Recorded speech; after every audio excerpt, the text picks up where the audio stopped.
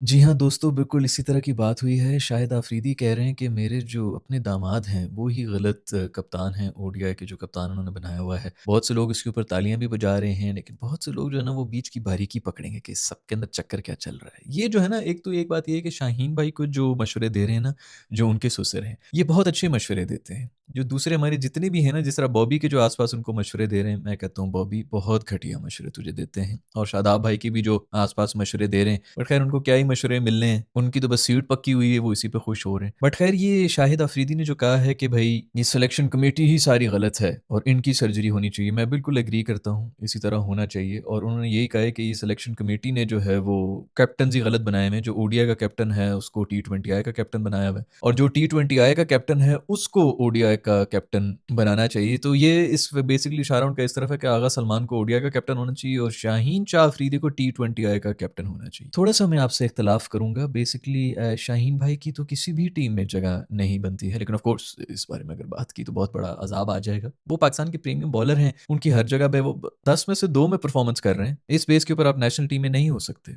आपके मसाइल हैं, आपको वो सॉल्व करने पड़ेंगे और कौन-सी टीमों के खिलाफ परफ़ॉर्मेंसेज़ आ रही हैं, ये भी देखनी है। कोई ऐसी तो हमारी है नहीं कि भई तुम ऑस्ट्रेलिया को जो है वो सारे 8 के 8 मैचेज़ जो भी तुम खेलो उसके अंदर जिता दो। ऐसा भी हम नहीं कह रहे कि ऐसी बड़ी टीमों के खिलाफ कर लो। छोटी टीमों के खिलाफ भी 10 में से 2 में ही परफ़ॉर्मेंस आ रही है, तो काफ़ी कमज़ोर परफ़ॉर्मेंस है। खैर पॉइंट ये है कि एक तो ओडीआई के अंदर उनकी जगह नहीं बनती है। दूसरा ओडीआई की बेस के ऊपर ना उनको बेसिकली कराने पड़ते हैं 10 ओवर। उस मासूम से 4 ओवर नहीं हो रहे हैं। 2 ओवर का वो बॉलर है मेरा दोस्त। जो बाकी जिस तरह टी20 आई के अंदर पार्ट टाइमर्स होते हैं ना जिनसे 2-2 ओवर्स कराए जाते हैं। जैसे कि साइम हो गया, उनसे 2 ओवर्स ही कराए जाते हैं। उसी तरह शाहीन के भी सिर्फ 2 ओवर्स ही हैं। 2 ओवर से वो ज़्यादा करा नहीं सकते। तो उनको आपने जब ओडीआई के अंदर डाल दिया है, अब उसको 10 के 10 भी ओवर कराने पड़ेंगे और चूँकि वो ओडीआई का कैप्टन भी है, उसको हर ओडीआई भी खेलना पड़ेगा। तो इससे हो जाएगा मेरा दोस्त एक्सपोज़। वाइड बॉल के ऊपर कि यार ये बॉलर तो बहुत ही हल्का बॉलर है भाई। इसलिए बेसिकली उनको ओडीआई की टीम में ओडीआई के हर मैच ना खेलें, इसलिए उनको कप्तान नहीं होना चाहिए। ये असल में पॉइंट है शाहिद अफरीदी भाई का और बहुत अच्छा पॉइंट है क्योंकि अगर वो खेल भी रहा है ओडीआई तो वो यही कि 5 मैचेस की सीरीज़ के अंदर 2 वो खेल ले, इससे ज़्यादा वो खेल ही नहीं सकता, उसे कराए नहीं जा सकते। वो फिज़िकली फिट ही नहीं है कि वो 10-10 ओवर जो है 5 के 5 मैचेस के अंदर कराता फिरे, वो भी उस फॉर्मेट में जिसके अंदर कोई धंधा नहीं है। ओडीआई की बेस के ऊपर अब आपको कोई लीग्स जो है वो उठा के नहीं ले रही कि यार ये ओडीआई का बड़ा ज़बरदस्त प्लेयर है इसको उठा लो। सिर्फ़ और सिर्फ़ ऐसे कोई धंधा चल रहा है ना जिसके ऊपर सब घातक चीलों की तरह बैठे हुए हैं, वो आपकी टी20 की नेशनल साइड है। क्योंकि उस नेशनल साइड के चक्कर में ही आपको जितनी भी बाकी जो लीग्स होती हैं दुनिया की, वो बुलाती हैं कि भई इनके जो प्लेइंग 11 के लड़के हैं उनमें से हमने किसको रखना है। तो सब के सब जो है ना उनका फ़ोकस इस वक़्त सिर्फ़ टी20 क्रिकेट का है और उसके अंदर इसीलिए कोई भी जो अपनी सीट छोड़ने को राज़ी नहीं है। खैर, शाहिद अफरीदी भाई ने बहुत अच्छी बात की है कि ये जो चीफ सेलेक्टर्स हैं, जो सिलेक्शन कमेटी हमारी खूबसूरत सिलेक्शन कमेटी है, इनकी सर्जरी होनी चाहिए। हर चीज़ तो हम डाल रहे हैं जी, ये प्लेयर है, वो प्लेयर है, ये कप्तान गलत है, वो कोच गलत है, व्हाटएवर है। जो ये घोल के पिला रहे हैं, जो इन्होंने अभी खूबसूरत टीम बनाई है, पूरी दुनिया को पता है कि बांग्लादेश के अंदर तो आपके फुल स्क्वाड जो है वो भी स्ट्रगल कर रहे होते हैं। लेकिन किस बेस के ऊपर आपने 4-4 14 मिनट खेला है ये बंदा, वो वाला 16 मिनट खेला है क्रिकेट। अब उन पे क्या बात करें? छोटे-छोटे बच्चे हैं, उनको हम क्या डिस्करेज करें कि यार तुम्हें ये नहीं, तुम्हें वो नहीं। ऑफ कोर्स उनमें पोटेंशियल है, लेकिन थोड़ा-सा टाइम भी तो लगना है ना। और उनको अगर अपॉर्च्युनिटी मिलेगी कि भाई तुम्हें नेशनल टीम में खेलना है, तो ऑफ कोर्स वो कहेंगे कि हाँ, हमने खेलना है। ऐसे मौके बार-बार तो आते नहीं हैं। लेकिन ऐसे हाफ बेक्ड प्रोडक्ट को आपने लाके सामने इनके डाल दिए। प्रॉब्लम सिर्फ ये है ना कि फिर इसी के ऊपर ये लोग ये रीज़न भी बना देंगे कि देखिए जी हम उधर लेके गए थे, ये इंटरनेशनल मटीरियल नहीं है। और इनको राइट ऑफ भी कर देंगे, इनको गायब भी कर देंगे। तो इन्हीं के फ्यूचर के लिए बेहतर है कि इनको अभी कम से कम आगे ना डाला जाए। खैर ये डिसीजन कौन ले रहा है? ये आपकी सिलेक्शन कमेटी ले रही है और जहाँ तक मुझे पता है एक ज़माने में तो पहले जो है इन्होंने सारे जब वर्ल्ड कप के अंदर घटिया परफॉर्मेंस हुई तो आपकी सिलेक्शन कमेटी ने सब कुछ डाल दिया था कोच के ऊपर कि कोच साहब जो है वो किसी की नहीं सुन रहे, तो प्लेयर्स ही बड़े तंग हैं, तो वो ऑलराउंडर भी खिला रहा है, तो ये भी खिला रहा है, वो भी खिला रहा है, जो कि वो भी सच है, कोच भी आपके काफ़ी रिलू कट्टे हैं। लेकिन अभी जो ये दूसरी जो टीम गई हमारी बांग्लादेश के अंदर, इसके अंदर तो कोच साहब से भी सारी जो है वो अथॉरिटीज़ छीन ली गई थी। इनको दे दिया गया था कि भाई तुम लोग टीम बनाओ और तुम लोग इसको बताओ कि ये भी खेलेगा, ये भी खेलेगा, ये ड्रॉप होगा और उस तरह वो टीम खिलाएगा। तो वहाँ पर जाके इन्होंने जो अब टीम भेजी है, इसकी भी कुछ समझ नहीं आ रही थी कि ये किस किस्म की टीम भेजी है। आपके सिलेक्शन कमेटी जो है वो सारे अल्हम्दुलिल्लाह एवरेज तरीन क्रिकेटर्स ही हैं, कोई भी इनका वो तो है नहीं। ये वही एवरेज क्रिकेटर्स हैं जो अपने ज़माने में भी एवरेज ही थे और अभी भी वो एवरेज डिसीजंस ले रहे हैं और आपकी इसीलिए परफॉर्मेंस निहायत ही एवरेज चल रही है। खैर इसका ये बिल्कुल मकसद नहीं है कि शाहीन शाह अफरीदी को कप्तानी से हटाया जाए। शाहीन शाह अफरीदी साहब को इस वक्त प्लेइंग 11 हर से जो है वो हटाया जाए। उनकी अब कप्तानी के ऊपर बात नहीं हो रही है। और दूसरी बात जहाँ तक है ओडीआई की कप्तानी की, तो किसी भी सूरत आगा सलमान को कप्तानी नहीं मिलनी चाहिए। वो अच्छा भला वहाँ पर जो थोड़ा बहुत परफॉर्म कर रहा है ओडीआई के अंदर, वो इसीलिए कर रहा है क्योंकि शायद वो कप्तान नहीं है। उस पर ज़बरदस्ती जो कप्तानी आप लोग ये कहते रहे भई, पूरे के पूरे वर्ल्ड कप में उसकी कप्तानी को गालियाँ पड़ती रही हैं कि भई इसने ये डिसीजन गलत लिया, इसने वो डिसीजन गलत लिया, बैटिंग ऑर्डर में पता नहीं क्या चेंजेस कर रहा है, इसको क्यों रखा हुआ है, बॉलिंग ऑर्डर, बॉलिंग चेंजेस सही नहीं करा रहा है, इससे नहीं बॉलिंग कराई, उससे नहीं बॉलिंग कराई, उस्मान को रोका हुआ है जी, एंड तक जो है 10वें ओवर के बाद इसको लाना है, आपकी जो है मैच खत्म हो गया पहले 10 ओवर में। हर कोई उसकी कप्तानी के बारे में बातें कर रहा था।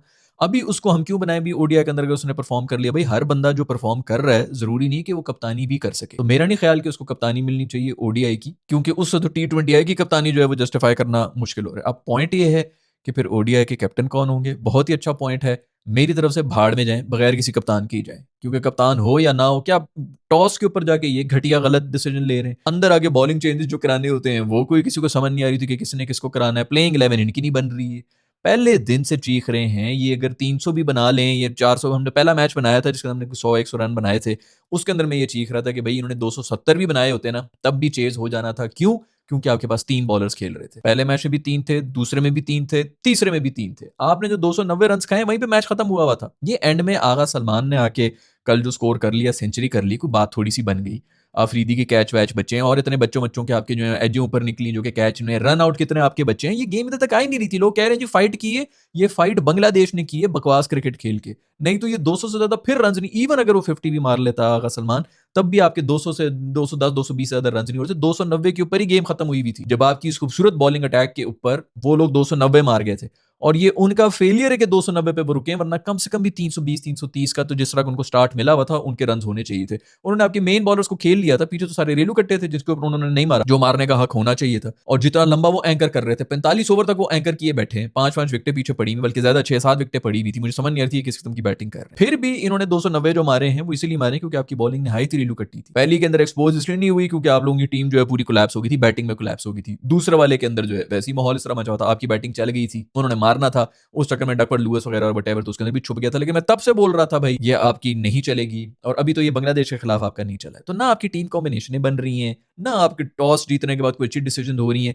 क्या करना है हमने ऐसे कप्तानी का? जिसको भी बनाना है बनाओ यार। जो टीम में आपके जो 11 बंदे पूरे हो रहे हैं उनको पूरा कर लो बस, जो फॉर्म में है। बाकी कप्तानी शप्तानी का तो कोई फायदा नहीं है, क्योंकि कप्तान जो मर्जी हो जाए बकवास डिसीजन ही होनी है, आपकी टीम ही बैलेंस नहीं हो रहा। इसके अंदर ऐसे बहुत बड़ा हाथ आपके खूबसूरत रेलू कट्टे साहब कोच का भी है, जो कि पीएसएल की टीम, पहले पीएसएल के रेलू कट्टे हमारे पीएसएल की परफॉर्मेंस के ऊपर हमारे जो है वो इंटरनेशनल टीम के अंदर आए हुए होते हैं। अब पीएसएल की परफॉर्मेंस के ऊपर इंटरनेशनल टीम के कोच भी बनना शुरू हो गए। इसकी कसर थी कि पीएसएल की वजह से वैसे हमारी इंटरनेशनल टीम मर गई है। अब कोचिंग स्टाफ भी हमें पीएसएल के जी वो इस्लामाबाद यूनाइटेड जो गोरे जताते रहे हैं, सारा का सारा इस्लामाबाद यूनाइटेड जो भी जीता है टूर्नामेंट वो सिर्फ टॉप ऑर्डर की वजह से जीता है, जो उनके गोरे आते थे 5 ओवर में 70-75 रन बनाए होते थे।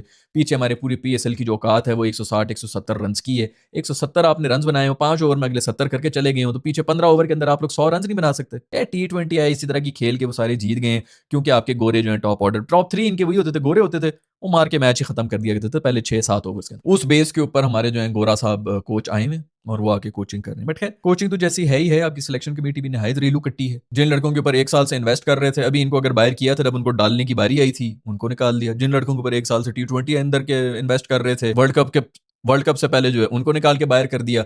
दोबारा पुराने प्लेयर्स आ गए। खैर सरफराज भाई ने जो है वो रिटायरमेंट का ऐलान कर दिया है। सिलेक्शन कमेटी में वो बैठे हुए थे और उन्होंने रिटायरमेंट का ऐलान नहीं किया। तो सबसे पहले तो इस बात के ऊपर तालियां हो जाए भाई। खैर बड़ी मेहरबानी है sir, thank you very much. उन्होंने अच्छी सर्विसेज की हैं, कोई इसमें शक नहीं है। कप्तान वो अच्छा ही था, आप उसकी गेम के बारे में और उसके बारे में फिर ही बात कर सकते हैं। लेकिन इन्होंने भी जो है वो जिम्बाब्वे वगैरह की सीरीज और इस किस्म की 5-5 सीरीज के अंदर बैठे होते तो फुल बेंच के साथ ये लोग जा रहे होते, तो इन्होंने कोई ऐसे वो उस किस्म की नहीं की थी कि फ्यूचर बनाना है या वट।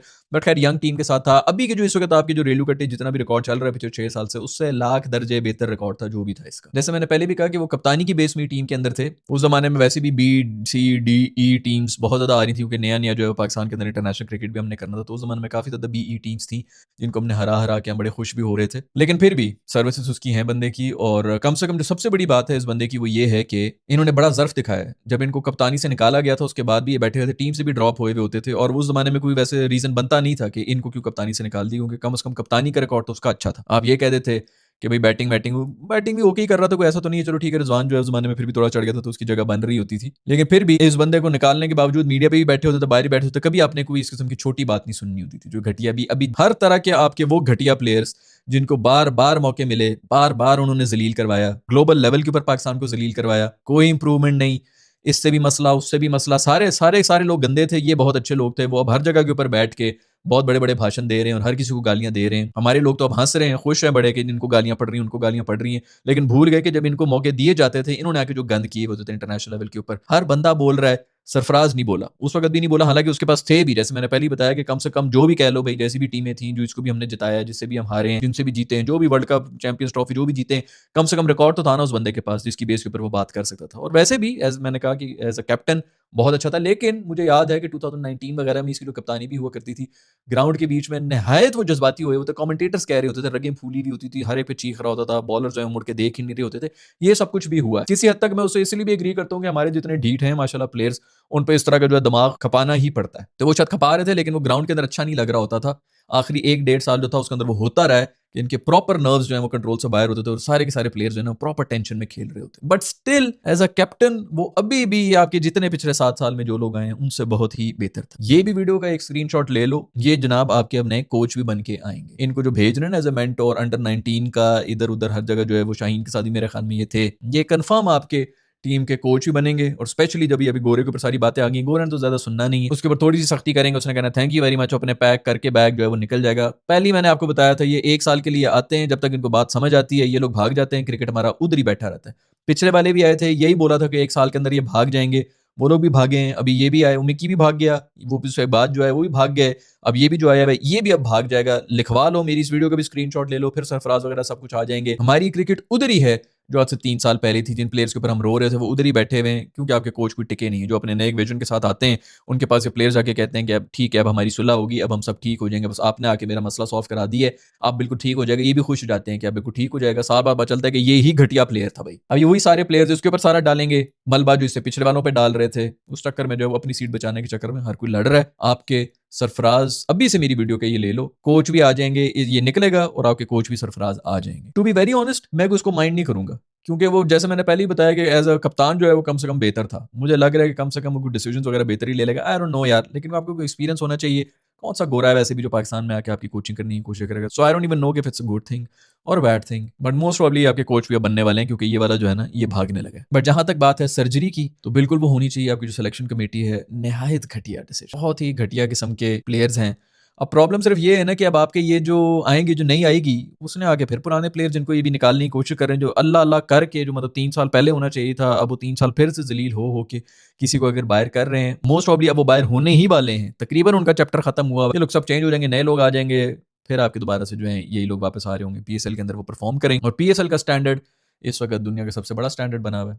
अपनी फट्टा विकेट्स हैं, अपने बंदे हैं, अपनी जो बॉलर भी है वो भी उर्दू में बात कर रहा है तो उसको गालियां दे रहे होंगे। अभी अब्दुल्ला शफीक साहब ने पिछले दिनों वो एक इंटरव्यू दिया ना, जिसके अंदर वो बहुत जो है जुगते मार रहे हैं, जो उनसे क्वेश्चन भी पूछ रहा है।